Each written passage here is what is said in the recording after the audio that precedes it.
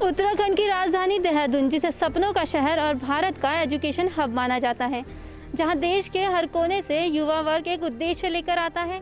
माता पिता आंखों में सपने लिए उन्हें भविष्य संवारने के उद्देश्य से भेजते हैं, लेकिन न जाने कब नशे की लत इन युवाओं पर हावी हो जाती है, उन्हें पता ही नहीं चलता।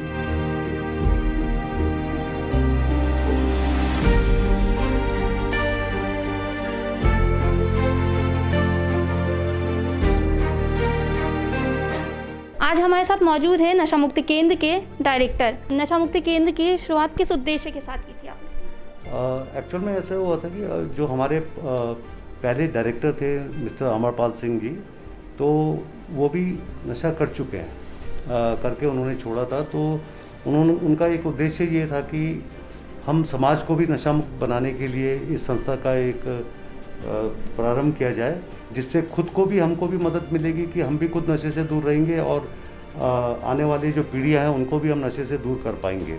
नशा मुक्ति केंद्र भी एक स्कूल की तरह होता है, यहाँ पे शिक्षा दी जाती है। नशा मुक्ति केंद्र के अंदर जो भी पेशेंट एडमिट होते हैं या जो भी भाई हमारे एडमिट होते हैं, उनका दिमाग खुलता है यहाँ पे कि उनको एक नशे के प्रभाव के बारे में पता लगता है कि जैसे कि उनके खुद के ऊपर क्या पड़ रहा है, समाज के ऊपर क्या उनका प्रभाव है, उनके परिवार के ऊपर क्या प्रभाव पड़ रहा है समाज का, है ना। तो ये सब चीज़ें एक नशा मुक्ति केंद्र में आने के बाद एक पेशेंट को एहसास होता है, जिससे उसके अंदर धीरे धीरे एक विलिंगनेस पैदा होती है। जैसे आजकल के युवा नशा को अपना शौक समझते हैं, तो उन्हें कब ऐसा एहसास होता है कि वो इसके आदी हो चुके हैं, वो पेशेंट बन चुके हैं? हाँ, आपने सही बोला है। सबसे पहले तो एक इंसान जो भी बच्चा बड़ा है, एक दूसरे को देख के या पार्टियों में जाके, अब जैसे सिंपल सी बात है कि किसी ने घर में बर्थडे पार्टी सेलिब्रेट की है, आजकल एक स्टेटस सिंबल भी बन गया है कि बिना नशे के कोई पार्टी का महत्व नहीं होता है। लेकिन वो पार्टी एक ऐसा रूप ले लेती है धीरे धीरे कि जब उसको उस टाइम पे जितनी देर की पार्टी है उसमें थोड़ा वो एंजॉय कर लेता है नशा करके। इस तरह ये नशे की जो मात्रा है उसकी पेशेंट की बढ़ने लगती है।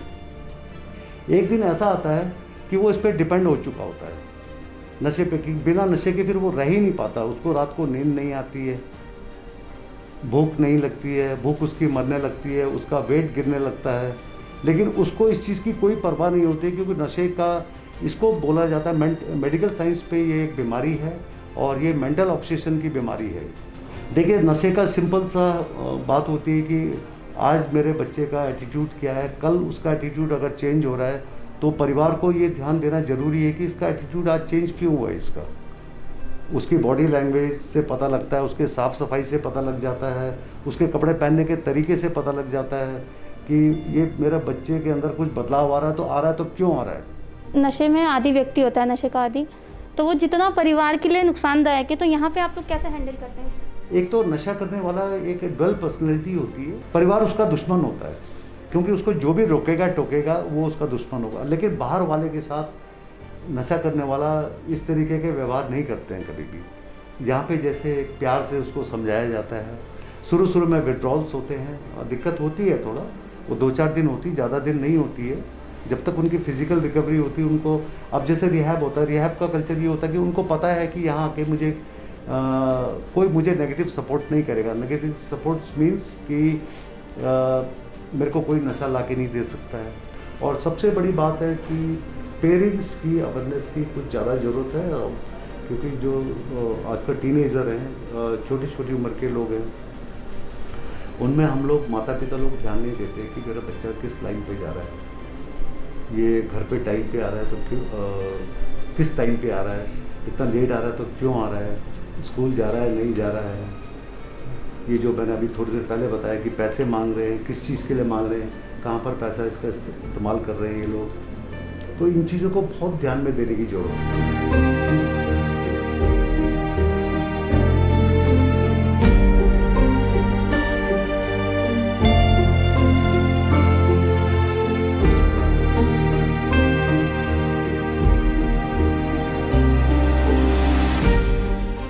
ऐसा कब फील हुआ कि आपके भाई को नशा मुक्ति केंद्र की ज़रूरत है? देखिए, वो 20 साल से बराबर ड्रग क्या नाम नशा कर रहे थे, अल्कोहल का। तो जब वो असामाजिक हो गए और उनके बुद्धि का संतुलन सही नहीं बैठ रहा था, लीवर में भी स्वेलिंग आ गई थी, उन्होंने डॉक्टर से भी सलाह ली, तो डॉक्टर ने ये कहा कि इनको अब इसकी तरफ जाना चाहिए, नशा छोड़ने की तरफ जाना चाहिए। सामाजिक रूप से हम लोग मतलब कि फैमिली में रहते हैं, तो थोड़ा सा वो भी बदनामी का भी डर रहता है कि रोज़ ये आए दिन गाली गलौज और ये सब। जब आप यहाँ पे आए थे नशा मुक्ति केंद्र में तो मतलब आपको अपने घर पे कब ऐसा एहसास हुआ कि अब आपको नशा मुक्ति केंद्र की ज़रूरत है, बिना नशा मुक्ति केंद्र आए आप अब ठीक नहीं हो सकते? मैम मेरे ना टोटल मतलब यहाँ पर मैं 3 बार आ गया हूँ। तो मैंने मतलब पहली या दूसरी बार में भी ना मतलब ज़्यादा मतलब मैंने अपने इनकी बातों को मतलब ध्यान नहीं दिया, उतना गौर नहीं किया था, प्रैक्टिकल जाके अप्लाई नहीं किया था। भी मेरे मन में ये कहीं ना कहीं यही होता था भी यार नशा मुक्ति के अंदर कहीं ना कहीं अकेला नशा छुड़वाने के लिए होता है ना। तो मतलब फिर मैं जाकर रिलैप्स हुआ, तो यहाँ पर इस ट्रीटमेंट में मैं 11 दिसंबर को आया था यहाँ पे। तो यहाँ पर आकर मैंने जो बातें महसूस की इस ट्रीटमेंट में, मैंने मतलब दिल से बातें ये महसूस की भी वाकई ये जो मतलब बीमारी है ना दिमाग की, वाकई ये दिमाग की बीमारी है। और नशा तो यहाँ पर ठीक है, एक नशा हमारा हेल्थ और हमारी वैल्यू ख़त्म करता है, लेकिन जो जीने का तरीका है ना, जो हमारा बिहेवियर है, मतलब वो चीज़ें हैं वो ज़्यादा नशे के साथ साथ वो चीज़ें बहुत ज़्यादा ज़रूरी होती हैं। जब आप यहाँ पे आए थे तब से अभी तक का क्या महसूस करते हैं आप यहाँ पे? एक तो मैं जब सबसे पहली बार जब यहाँ पे मैंने एंटर किया था तो मेरा वेट 44-45 kg होता था, इससे ज़्यादा मेरा वेट कभी लाइफ में बढ़ा ही नहीं।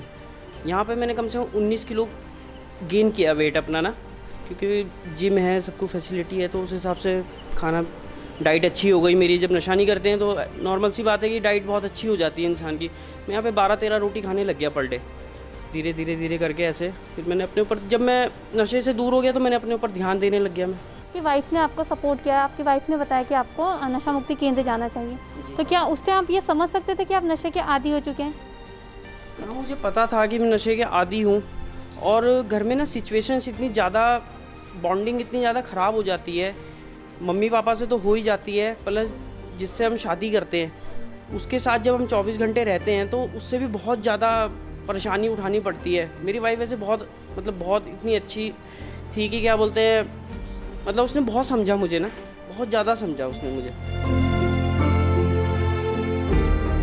इस भागदौड़ भरी जिंदगी में माता पिता बच्चों पर ध्यान नहीं दे रहे हैं, या यूं कहें कि ध्यान देना नहीं चाहते, जिसके चलते बच्चे नशे की ओर अग्रसर हो रहे हैं। बच्चों को देश का भविष्य कहा जाता है, लेकिन माता पिता की अनदेखी इन्हें अंधकारमय बना रही है। आपने देखा कि कैसे नवीन किरण नशा मुक्ति केंद्र इन अंधकारमय बच्चों को नई राह प्रदान कर रहा है। सोशल मीडिया पर आजकल हर कोई सक्रिय है, अगर थोड़ा समय बच्चों पर दिया जाए तो उन्हें नशे से दूर किया जा सकता है।